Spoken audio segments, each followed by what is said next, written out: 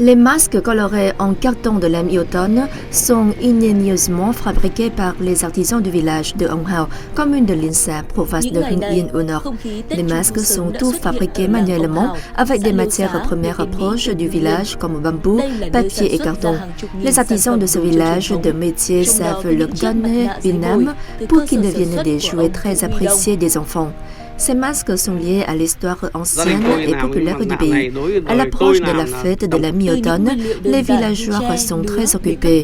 Les employés de l'atelier de l'artisan Vũ Huy Đông se hâtent de fabriquer ces masques traditionnels en papier mâché. Selon l'artisan Vũ Huy Đông, la confection de masques exige l'ingéniosité et de la minutie.